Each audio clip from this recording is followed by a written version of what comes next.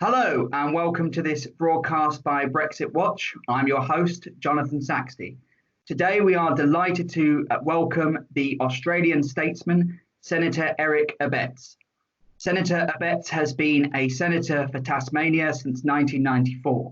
He has also served as leader of the government in the Senate, Minister for Employment, Minister for Fisheries, Forestry and Conservation, as well as Special Minister of State. Senator Abetz, welcome to Brexit Watch. Great to be on Brexit Watch. Now, Senator, before we get into the nitty-gritty of our discussion, I'd like to take this opportunity to wish you and your family well during this unprecedented crisis, and like to ask how the coronavirus crisis has personally impacted you and your work over the last few months. The coronavirus, as you say, has put us into circumstances that we have not experienced before. Myself and my electorate office have been overwhelmed with questions, requests for help because of all the schemes the government is offering. People want to know, do they fit in? Are they an essential worker? Aren't they an essential worker in a church community? If you say you can now have a gathering of 10, does that include the priest or not? All those sorts of questions. So we were run off our feet. Personally, being a social creature, I did not like the idea of isolation and being at home. There was about 13, 14 months ago, I lost my darling wife. So I am now I am a widower, but we were empty nesters already. So, but what's it done? The three children that we were blessed with, we're able to combine on house party and play Trivial Pursuit. So it's all good fun. And for me personally, I've become a lot more technology savvy. That in the past I was spoiled by my darling wife and staff, but now I have to become a lot more self-sufficient and enjoying it. Yeah, you're not the only one in that regard. Yeah. Thank you for all of that, and again, sorry to hear my condolences about your wife. About the crisis, I mean, from our vantage point here in the UK, it looks as if Australia and New Zealand have got a handle on the crisis. That's certainly how it appears here. How would you characterise the situation right now in Australia and the response of the Australian government as compared to other Western nations like the UK and the US?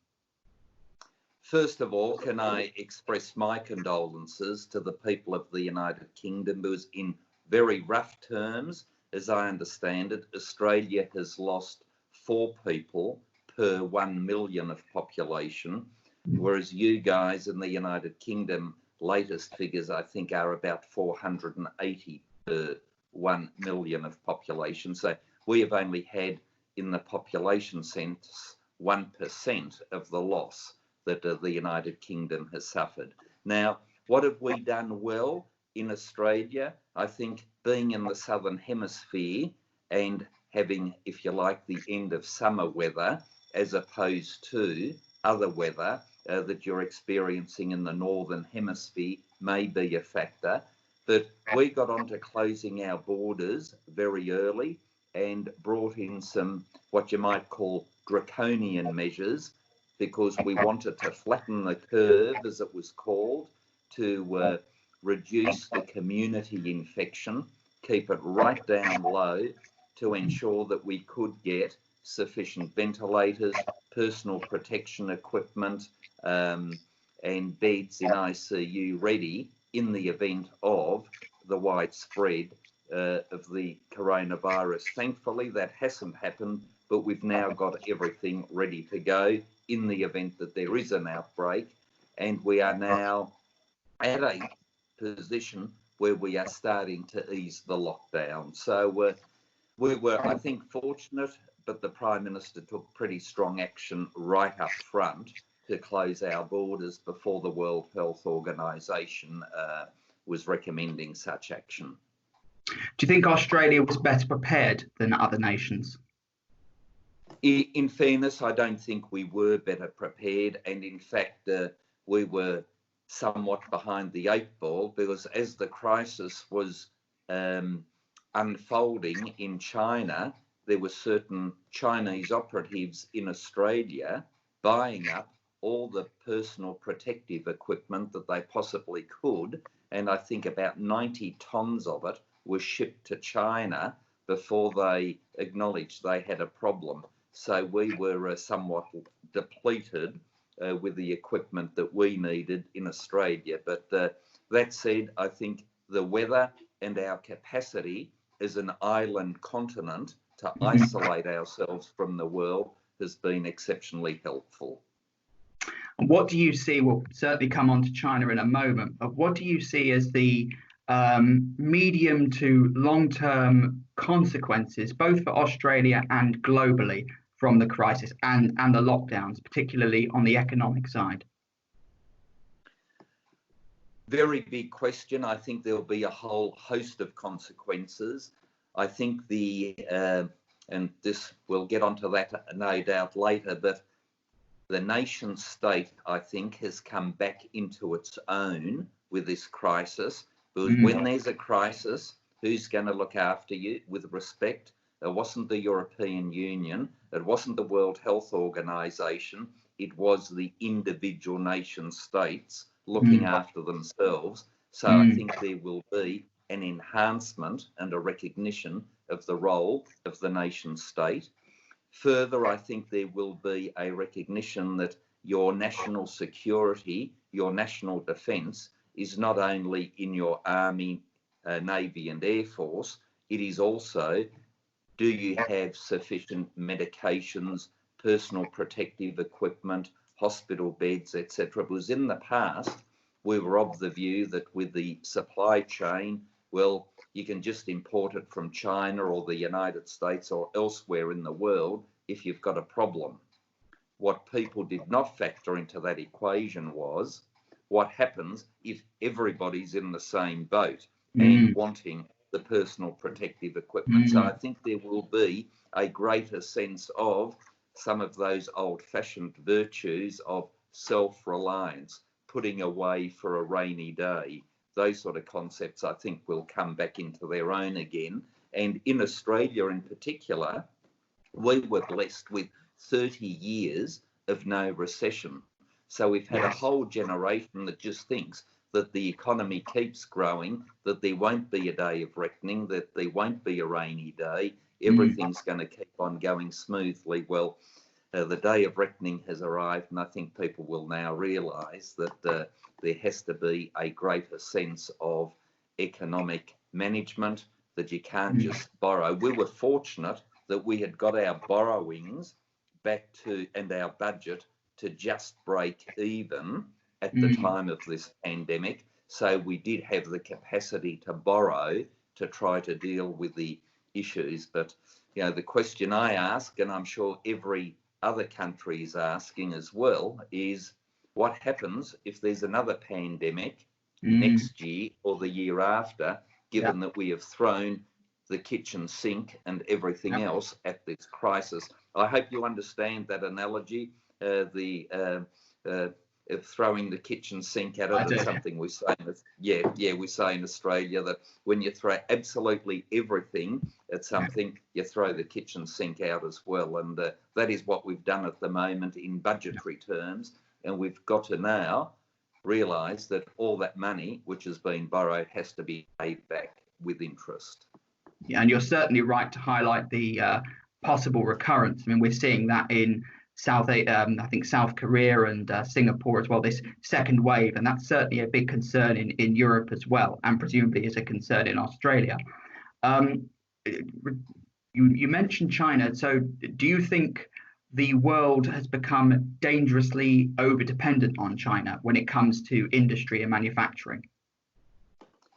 You mentioned earlier in your introduction that I'd been in the Senate since 1994, and during that time I have had, if you like, a conversion, because I believe, along with many others, that if China was to open up economically, with economic freedom would come personal and social freedoms. with the new President Xi Jinping, we are seeing a reversion to a communist dictatorship. And I think more and more countries in the world and governments are now recognising that that is the case, and that we have to be careful with our dealings with the communist regime in China. In saying that, I'm sure the Chinese people are just as freedom-loving as you and I are, but they have a regime of a communist dictatorship under which they suffer, which has the capacity to close things down, get rid of doctors that want to blow the whistle on a pandemic, etc. So I think there will be a concern there that we treat China somewhat more sceptically than we have in the past and not take them at face value. Trade-wise, Australia is in a very vulnerable position because about 1/3 of our exports go to China. Yeah. But that said, I believe the trade between China and Australia is not based on China's like of Australia. They like our product because they're high quality, well priced, and we are a reliable supplier. So it's a two-way street, and I trust that China will not be cutting off their nose to spite their face if they have some concerns about, I think, the very reasonable request the Australian government has made in seeking an inquiry into the start of the pandemic, how it spread, what we can learn from it, so something like this can be avoided in the future. Do you think China should be then held to account for what has happened with the coronavirus? My view on that is park that to the side. Let's find out first exactly what happened, why it happened, was information withheld. I've got certain suspicions, but I dare say it's the lawyer in me that says until I've heard all the evidence, I won't cast a judgment on that. But we've had the Chinese ambassador in Australia, for example, asserting that this may well have started in the United States. To which, of course, my response has been, if that's the case, China will want an international inquiry because they'll be able to chase the origins of this pandemic all the way back to the United States. But I somehow think they don't believe their own rhetoric in that regard. And what do you think about the actions, for example, of US President Donald Trump with regards to the World Health Organization and the criticisms of the WHO?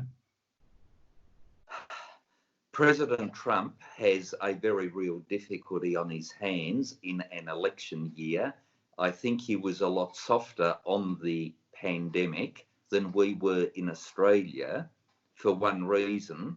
He and his officials actually believed the World Health Organization. And if you recall their rhetoric and what they said at first, that there was no proof that it was transmissible between humans, that they in fact were critical of Australia for closing its borders. We closed our borders before the World Health Organization made such recommendations, and President Trump was relying on the World Health Organization, and we can see the consequences now in the United States. That said, I also believe that there is something different in the psyche and the makeup of the American people. Like I would like to think I'm as freedom-loving as anybody else in the body politic, but their gun laws, I must say, leave me scratching my head from time to time. And we now see quite large demonstrations in the United States of people that don't want the lockdown because they see that as a breach of their fundamental rights to freedom of movement, etc. So the president has a difficult task ahead of him in the United States, and I just hope that they are able to master a very, very difficult situation with a death rate that is just horrific. Parking coronavirus for a moment, bringing things a bit more back to the part of the world I'm in now. You'll have obviously been very much aware of the situation with Brexit and the situation with the European Union. You mentioned earlier about countries shutting their borders, and we have seen in the European Union response to the coronavirus crisis, it's left a little to be desired, certainly with regards to the treatment of Italy and Spain at times. What's been your overall reading of Brexit as a sort of political event, and what is your feeling now about Brexit and also the European Union as an institution? The European Union as an institution is hugely bureaucratic. I remember early on in my parliamentary term going to the European Union in Brussels and just being gobsmacked at the bureaucracy and the cost of running the show. If I recall correctly, that was in 1996. So in the 24 years since, from everything I read and can gather, it's just gotten worse. And countries like the United Kingdom have been denied from being able to run their own show within their own borders according to the will of the people. And so I, for one, was championing, albeit from the Southern Hemisphere, about as far away as you can possibly get, the Brexit movement. And I was hoping that the United Kingdom would break out of the European Union, stand on its own 2 feet again, remove all the shackles that the European Union had placed on it. And in that, I saw, and I commented on that fairly early, my hope that something like CANZUK, a meeting of minds of Canada, Australia, New Zealand and the United Kingdom, might be able to occur, where you can come together and be partners without having to have the same currency, without having to have borders that come next to each other or neighbouring borders. And as I think you put it very well in an article that you wrote, if I might say, I thought was very good, that you don't actually have to be married to have a good, close relationship. What you really need here is the capacity to share common values, a common culture. We share all that, a common language, and I think that really makes for the potential for tourism and trade between our countries a very powerful block for the mutual benefit of our 5 countries. Let's talk about that in a bit more depth. What do you think the opportunities are to grow trade and relationships between primarily the UK and Australia, and of course between all 4 of the major CANZUK countries, Commonwealth realms, as you should say, share a head of state and commander-in-chief, legal system, political system, language, Quebec aside? What are the opportunities ahead, and has the relationship between Australia and the United Kingdom been neglected since Britain joined the European project? I think the strength of the relationship between our 2 countries has weakened, courtesy of the European Union. That said, there is a huge potential for it to be strengthened as a result of Brexit, and we're already seeing movement along those lines with discussions about free trade agreements, etc. So I'm very hopeful that that will occur. I recall as a young fella learning about the United Kingdom joining the European Union, which had a dramatic impact on my home state of Tasmania, where we had apple orchards everywhere. In fact, my home state of Tasmania was called the Apple Isle in Australia, and most of our apples were exported to the United Kingdom. Yeah. As soon as you guys joined the European Union, that basically led to acres and acres and acres of apple orchard being grubbed out because they no longer had a market. So it had a very real impact, and some people did think that the United Kingdom had made the wrong decision.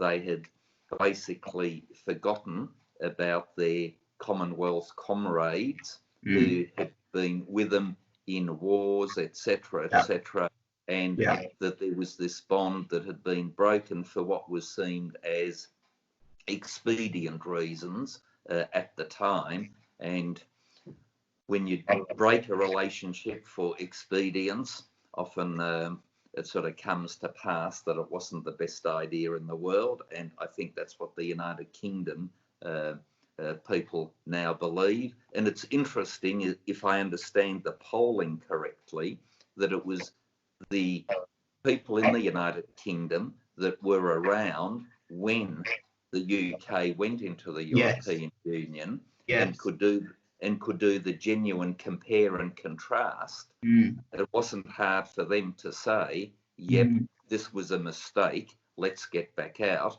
Whereas a lot of the younger people who knew nothing different were, if you like, the conservatives, because they did not want change and they were comfortable with that which they knew. But I'm sure that as Brexit continues to develop, as the United Kingdom continues to get rid of the shackles of the European Union, the younger generation will come to realise the wisdom of the older voter that trumped them in the ballot. You spoke about CANZUK and its the potential, and you contrasted it with the EU. Can you speak a little bit more? What do you think CANZUK could develop into? What could it look like, and why would it be a mistake to mirror the European Union in any kind of CANZUK organisation? What you don't want is another European Union for the United Kingdom's sake. You've been there, done that, it hasn't worked.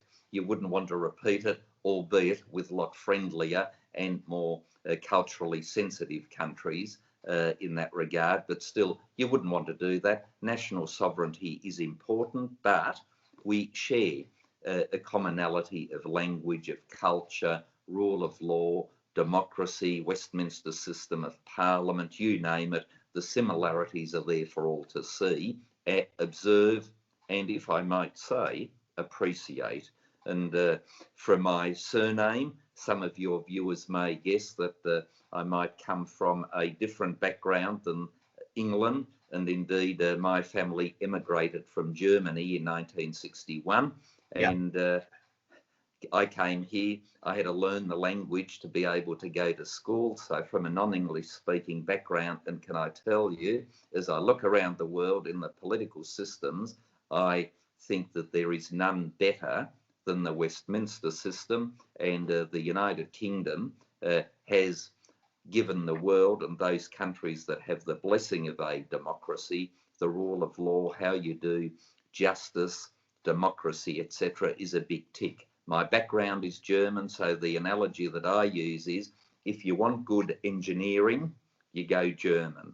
If you want good democracy, good rule of law, go the United Kingdom. It has the heritage, it has the history, it knows how to do it and do it exceptionally well.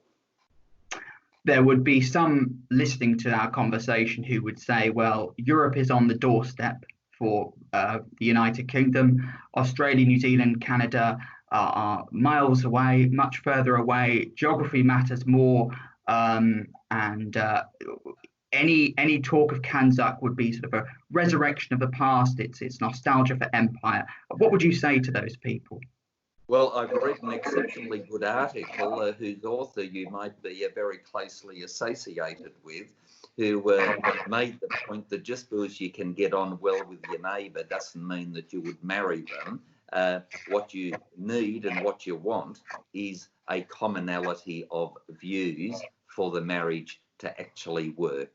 And so geography, is it important? Yes, but you can have a look at, let's mention Germany. Germany and France has had a history, besides being neighbours, of warfare and conflict. We see it in other parts of the world, be it India with Pakistan, etc. So just because you're neighbours, and indeed in my former life as a lawyer, I happened to learn very quickly that just because people are neighbours does not mean they get on well. And in fact, the neighbourhood disputes occur domestically. They also occur internationally. And the more important unifying feature is not your closeness in geography, but your closeness in culture, values, principles, heritage. Those things are a lot stronger. And so that is why, for example, people from Australia were willing to assist in World Wars I and II and in other theatres of war around the world, even in the Middle East and Afghanistan, not because we warmongers, not because it was on our doorstep, but because we wanted to show a sense of comradeship and community with other freedom-loving countries of the world who were fighting for their freedom. And it's interesting you mentioned about your own German heritage. I mean, that mirrors something I have seen many times over. People think this is all about, it's just about British or English ethnicity, and the CANZUK links far transcends that from what I can see. Oh, look, very, very much so. And in Australia, people such as myself from diverse ethnic backgrounds, you will find are the strongest supporters of Australia remaining a constitutional monarchy. Yeah, I've seen that too. Yeah. Because they know the countries they came from, and you know, if I might opine here that my German heritage, I like to think the Germans are, you know, as intelligent as most other people, but they succumb to National Socialism. And you know, the United Kingdom has had a pretty good system of government for a long, long time. It has evolved, slowly moved with the times. It has a stability second to none in the world. And Her Majesty, if I might say, what a trooper. She's just fantastic. She's, a great inspiration right around the world and in Australia as well. I certainly second that.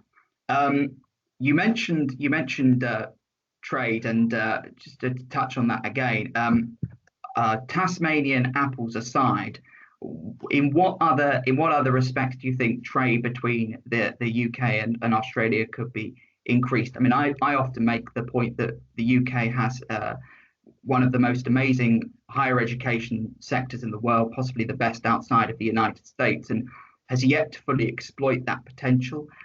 We've spoken about China, and we've spoken about perhaps we could see a technological and certainly at Brexit Watch, I've written about a new renaissance in industry, perhaps, you know, galvanizing the growth technologies of the next century, like 3D printing and robotics. I mean, these are, you know, just the beginnings of these things, the green shoots, but, you know, if not now, when, in terms of these developments. So just again on trade, could you give any more specifics of what new trade relations, renewed and rejuvenated trade relations could look like with Australia and the United Kingdom? With respect to your primary producers in the United Kingdom, having unshackled yourselves from the European Union, I think we would be in a position to provide you with high quality agricultural products a lot cheaper than you have been able to purchase them in the past. I would see that as a major benefit to the people of the United Kingdom. Coming back to matters defence, we are part of Five Eyes, and that security agreement with those 5 countries, I just think is something where, be it militarily, 3D, etc., that you mentioned, cooperation between those 5 countries, albeit CANZUK does not include the United States, but those 4 countries and the United States in Five Eyes, I think that could potentially be a very substantial market, and I personally would like to see a lot more interoperability between our military capacities, because that would then assist us, no matter which theatre of war, what part of the world we were going to be in, we could be working together. And that said, being somebody that doesn't like too much government interference in the economy, I would say let 1,000 blossoms bloom, and let's see what takes off as a result of the new relationship. So in my home state of Tasmania, we now grow Atlantic salmon. We are now winning prizes. Don't tell your Scottish friends that, but in the whisky sector, we are now putting ourselves in the world market. In the whisky sector, can I tell you, Atlantic salmon and whisky making was never thought of by government. It was thought of by individual entrepreneurs who made a go of it. Other people saw how successful it was, and they got in on the act as well. So if we can get rid of red and green tape within our countries and allow a blossoming of interaction, I'm sure the entrepreneurs within our countries will ensure a blossoming of the trade opportunities. Now, currently the UK and the EU are in transition negotiations, as they're called. The UK is in a transition period that's due to end on the 31st of December, led by David Frost at the UK end and Michel Barnier at the EU end. Press reports indicate there seem to be certainly issues of disagreement between both sides. There have been voices both in Brussels and also in the UK to extend the transition. I've heard one mention of having a bare bones agreement, but then pushing the implementation period back. And given the coronavirus crisis and all hands to the pump with that, critics of the UK government have said, look, you need to focus on the coronavirus crisis and, park the transition negotiation. What would you say to that? What would you say to the idea of pushing back the transition negotiation so the UK would stay in the single market and the customs union into 2021? Well, as part of my previous career as a lawyer, I did dabble in the area of family law. And if you're going to have a divorce and a separation, my view is the quicker, the better, the cleaner, the better. And dragging things on never makes it better for anybody. And so my gratuitous advice from the Southern Hemisphere to my friends in the United Kingdom is get it over and done with as quickly as possible to ensure that you can get all the benefits from the split as quickly as possible. That's what the UK people voted for. That's what they want. And I think they now want to see the benefits of it. And the longer it's allowed to drag on, the more concern I would imagine there would be within the population about when's this ever going to happen? Was it really a good idea to get out? We're not seeing the benefits as quickly as we were told. So I would say get on with it and get it done and enjoy the freedom that it will bring. Finally, on Brexit and the EU, we've obviously spoken of the benefits of CANZUK, and you've spoken about the issues with the European Union. Given, and I don't know how aware you are of what has been happening in the EU, I mentioned the disputes that have arisen over the treatment or perceived treatment of Italy and Spain, debate over so-called corona bonds. I believe that's common debt issuance, and the opposition to this idea from the Germans and the Dutch, and the support for the idea among the Italians and the Spaniards. There have been people have warned, particularly Spanish and Italian politicians, about the threat of a full-blown disintegration of the European Union. Similar statements have been made by senior French politicians. Looking from your side of the world, from your vantage point, we've touched on CANZUK. What do you see as the future of the EU? That is a big $64 question. I'm not sure that I'm fully qualified to be able to comment on that. But for myself, I'm a very strong, firm believer in the importance of the nation state. And if you are to have a proper, fully fledged democracy, you should really have as much, if not all of your decision making within your own borders, so that you are the master of your own destiny through the democratic process.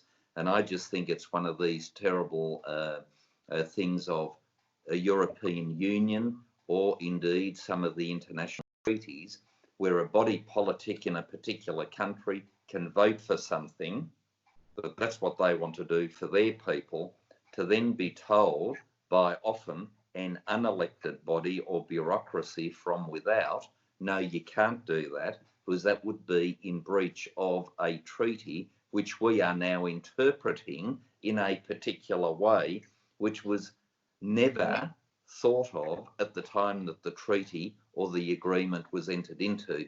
So all that said, I could imagine that there will be a further enhancement of the nation state and a diminution of some of these international bodies that I think have had far, far too much sway, and at the end of the day are highly unrepresentative. And if you think the World Health Organization's bad, just have a look at the Human Rights Committee of the United Nations and see which countries are represented on that Human Rights Committee, and you see that, well, they will be highly critical of my country, Australia, of Israel and other countries. And then you have a look at their criticisms of North Korea, zero. Criticism of the communist dictatorship in China, zero. All the dictatorships seem to get off scot-free, and they want to bash up the democracies of the world. And you say, what gives with these international bodies? And I think we, as individual nation states, especially those that have a history of loving democracy, the rule of law, being a genuine civil society, that we take back our rights to be able to determine our own destiny within our own borders, unimpinged by these unelected foreign bodies that I don't think enhance, in fact, they diminish our democracies. No, I said that was the last question on the EU and Brexit. I'm going to break my. That's a little white lie. I'm going to have one more question, if I may. You mentioned about the value of the nation state, the enhancement of sovereignty.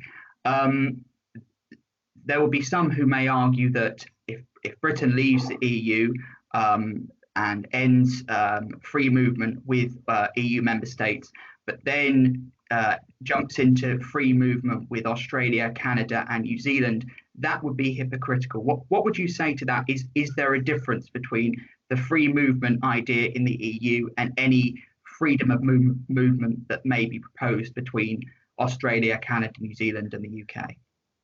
It all depends on the circumstances in which this would occur.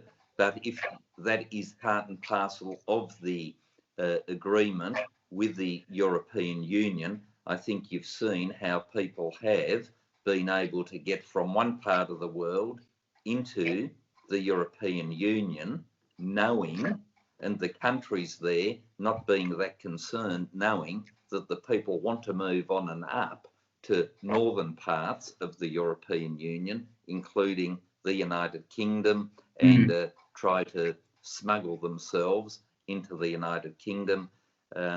People that would come to the United Kingdom from Canada, New Zealand, and Australia, one imagine, will not be being smuggled in, but will be coming via an airline with an air ticket, where everything will be able to be monitored and controlled. And given that we have the same security and other concerns and interests and sharing of information, I would have thought the security issues for the United Kingdom would be so much less than there would be from an influx from the European Union.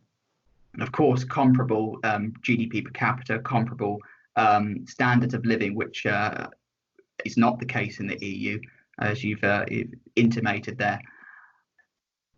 Well, without wanting to spoil the friendship, but chances are the United Kingdom would not have too many Australians wanting to smuggle themselves into the United Kingdom. I suspect there'd be a lot of people from the United Kingdom wanting to smuggle themselves to Australia. But look, that was a cheeky comment that I shouldn't have made. But that's all right. We'll let you away with it. But can I make, support your comment that given that there is an equality of GDP, lifestyle, etc., you would not anticipate that there would be let's call them for what they are, economic refugees seeking to go from Canada to Australia or from Australia to the United Kingdom, I think we would be protected from that.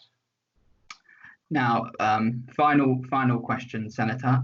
Tying together everything we've talked about, from coronavirus to China, international relations, the Brexit EU situation as well.